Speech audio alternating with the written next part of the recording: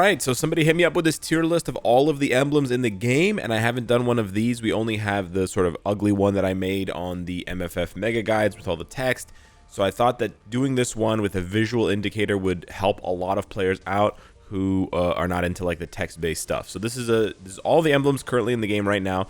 We don't know when they're going to add new emblems. Obviously, this will be updated when we do that, but in the meantime, we can go ahead and rank all of them. So let's start off with the sort of great overall. There's not many emblems that are great overall. I hopefully will not confuse the icons because there are some sort of pseudo duplicate ones, but there are a few here that give you flat bonuses to your instinct or your all attack, and these are extremely valuable in the long run because they're just flat bonuses. They apply to all content, so that's really why it makes them so good. You have the Green Goblin one from the Spider-Man that gives you increased all attack.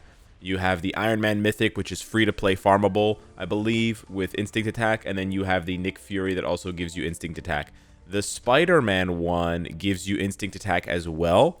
So there's actually two in the Spider-Man, in the timeline battle emblem collection set.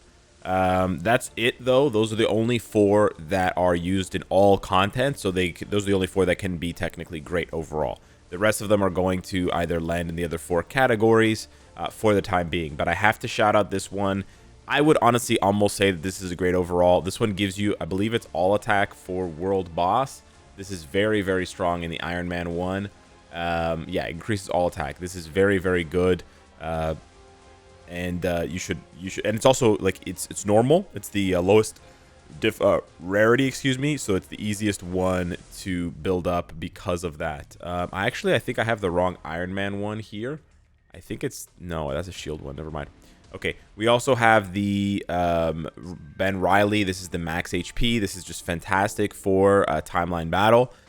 Increasing your max HP is absolutely huge. Next up, you have the Spider-Gwen that increases damage to villains, I believe, or decreases damage from villains. You have Black Cat, which decreases damage from males. So these are both very good for timeline battle because right now timeline battle is dominated by males. The villain one is not as good.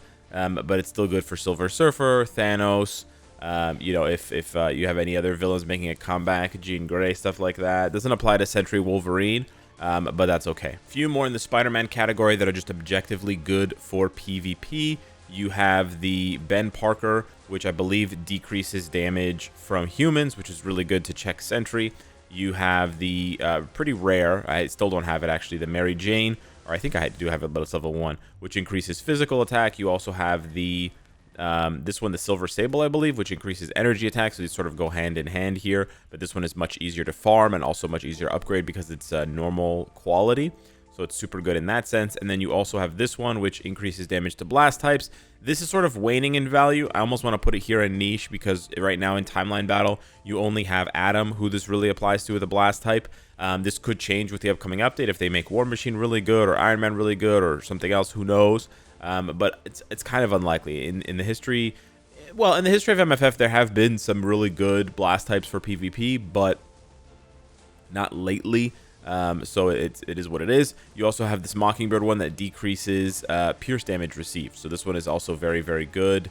I would probably put it like generically. It's one of the best timeline battle PvP emblems. Increasing lightning damage in timeline battle is pretty much useless at this point. It may become powerful in the future if we get a PvP version of Thor or Odin or Beta or somebody else, but right now it's not really useful. This one increases all resist. This one you could say had niche value, but not really anymore because Jean is gone. If you fight a lot of Jeans, a lot of Ghost Riders, or other elemental damage characters in PvP, I guess you could, upgrade this emblem. But again, I would put it very, very low on your priority list because of the fact that there's so few of them.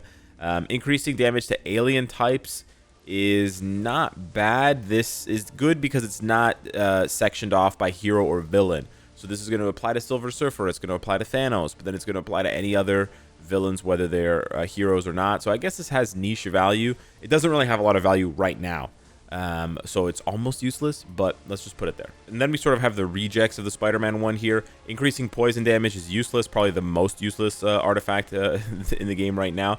We have increasing damage against strong allies, which I believe is only Wolverine, but it might not even be Wolverine. I would say it's pretty much useless. It's not really going to do much. This J. Jonah Jameson one is amazing, however. I forgot that it increases damage to energy projection characters, which right now includes Sentry. So I would say that this one is, I would say, almost useful enough, because Sentry is just everywhere in PvP. So I would say this is probably arguably useful.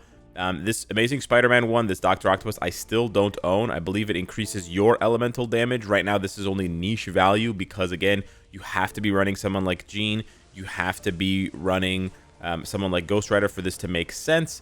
Otherwise, it doesn't. This one decreases damage from villains, which is pretty useful, I would say, due to the number of villains in timeline battle at any point in time. This one, I believe, these two like are for ignore, dodge, and dodge. Let me just double check. Dodge and movement speed. So yeah, these are pretty much useless. I would say get these from your cards, get these from your swords. Don't worry about the emblems. Like, these are like last upgrades. It's not that these are useless in the sense that you'll never upgrade them, but these will be the last. These, I mean, if you want to be obviously focused on the meta and focused on, like, you know, the most powerful ones, then these ones at the bottom will be the last emblems that you upgrade, just to get those last rewards from the emblem sets. You also have increasing damage to Phoenix Force ability allies. This, I would say, has niche value because obviously it affects Jean and Rachel in timeline battle, but this continues to slip. This continues to slip in value. It doesn't really have much value left. Increasing recovery rate is also exceedingly useless. And then the last one we have here is the Fade Wave Check Norman Osborn, which increases poison damage. I thought this one increased poison damage. It's this one that increases poison damage. The other one ignores dodge. So that has some value, I would say. But this one here, increasing poison damage, is absolutely useless. In general, the Iron Man set is niche value because it only applies to World Boss, and half of the effects are just not very good. You know, for example, the Iron Man 1 increases HP in PvE, in World Boss content. You could say that's PvE centric, but I would say it has niche value just because of the fact that, you know, if you need to increase your HP by that much for survivability, there's something you can do mechanically to play better.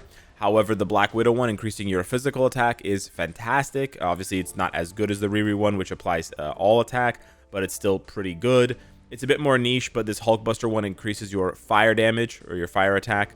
Not fire attack, sorry, fire damage. So again, it depends on the characters that you're using. I would say that sort of hits a niche value. It's probably a little bit better than some of these, but it really depends on who you're running in World Boss. But the good thing is there's a lot of very good fire damage characters. We just got Human Torch. Obviously, we've had Jean for a long time, Ghost Rider for a long time, and others. This Rhodey War Machine one is difficult to obtain, but it is PvE centric, and it's useful because it increases your, I believe, physical attack or energy attack. So it goes hand in hand with this Black Widow one, or I think it's Black Widow, or that might be Pepper Potts actually. There's also a bunch of kind of pseudo useless ones for World Boss. However, like this Howard Stark one that decreases basic damage received from boss types. Again, this kind of goes hand in hand with the HP. If you really need the damage reduction, then there's probably something else that you're doing wrong that you should focus on instead. Increasing resistances in World Boss only really matters. It's this one here. Only matters to Mephisto. At this point, Corvus and Proxima aren't going to deal elemental damage, so this is absolutely 100% useless. Ignore dodge in World Boss actually has some use, so I would put it up here because it's going to help you, especially when you don't have the agent strikers, which makes it pretty good. Increasing damage to mutant bosses, again, it only applies to Jean, so I would say it's not useless, but it has very, very niche value. I guess if you're trying to push Jean to 99 or whatever, you would want to focus on that emblem specifically. Decreasing the pierce damage you take in World Boss, again, I would just call this one useless. If you're taking that much damage in World Boss, something else is going wrong. Decreasing damage from aliens, this one has the most applicability because there's the most aliens in World Boss, and they're adding more, but I'd still think it's borderline useless. Recovery rate in World Boss is absolutely useless, this Obadiah Stane one. Increasing cold damage, this only applies to Luna. And Luna's not, you know, the best for World Boss pushing, so I'd put that there. But yeah, increasing your dodge in World Boss is borderline useless. Increasing damage you deal to alien characters, this one is actually quite good, I would say, this Whiplash one, because again, it applies to aliens. So it's Null, Mephisto, Ultron, and Gore. And also going to be World Boss Legend Plus, Corvus, and Proxima. So this one actually gains a ton of value from this new change. I would actually put it up here because this scales your damage, which is better than scaling your attack. This almost makes it the best PvE centric emblem, especially with the announcement coming that we're going to get World Boss Legend Plus Proxima and Corvus. That means down the line they're going to do Black Dwarf, they're going to do the rest of them, you know, Super Giant and stuff. Those are all aliens. So I would argue that it deserves to be here or here. It really depends. Obviously, if you're not focusing on those bosses, if you're just focusing on, you know, or also Black Swan, sorry. If you're focusing on Kang and Jean, then yeah, this can go over here. But for all the other bosses, this is actually the best one. That's actually crazy. I'm actually going to upgrade that one myself. And then the rest are, oh no, we're missing two. Oh, I don't own these ones. These two Iron Man ones. You have the rescue one, which increases all element damage in world boss. That's pretty good, I would say, because again, it scales damage, which is quite strong. And then you have the final rescue one here, which increases your damage to females. That's okay. Again, it scales damage for Black Swan and Jean, and then possibly Proxima if she switches with Corvus during the fight. Again, depends what boss you're fighting. And then for the Dimension Rift ones, they're almost all useless, unfortunately, because rifts are not that difficult. But if you are trying to gain more value, this is by far the best one because it increases your basic attack. So this is, again, it's PvE centric. It's for rifts, but if you're trying to farm the most rifts possible, then that is good. But then you have a bunch of really bad ones, like increasing your dodge rate in rifts is meaningless. Decreasing the pierce damage you take in rifts is meaningless. If you're dying in rifts, like, that's insane. Some of the easiest content in the game. Increasing your mind damage only really matters if you're running, you know, Psylocke, I guess, in rifts, but I don't think she's that fast, so I wouldn't. Again, it's a bit better than this one, but it's borderline useless. Increasing your damage to humans in rifts, again, there's some use here, but this is borderline useless. Decreasing damage you receive from aliens, absolutely useless if you're dying. Decreasing damage you receive from combat types, I feel like they just ran out of ideas here. Decreasing machine damage, so useless. Ignore dodge, that I guess could have some niche value. Okay, we're gonna put it there, but it's borderline useless. Very, very close. Increasing your HP in rifts, only useful if you're doing Hulk, but why would you be using Hulk in rifts? Increasing damage dealt to bosses. This is one of the other only good ones. I would put it up here where my camera's hiding it in PvE centric. Increasing your recovery rate in rifts is useless. Decreasing the damage you take from male types is basically useless, even though it's a really cool icon. I don't know why they did Hulk dirty like that. Increasing your physical attack, that's actually useful if you're running rogue specifically. So I would put that one here. It's not as good as all attack, but it is better because it increases, you know, that one there. And then the last two here increase energy attack and physical attack. This is the same, but a little bit better than the Songbird one because of the fact that it's more. It's 7% instead of 2%. And then the energy attack one is also very good.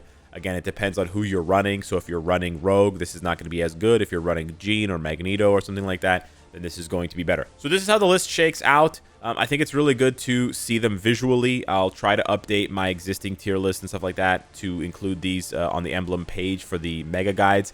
But in the meantime, hit me up in the comments down below. Let me know what you think. Smash the like button if you enjoy the content, and I will see you in the patch notes video tomorrow. Take care.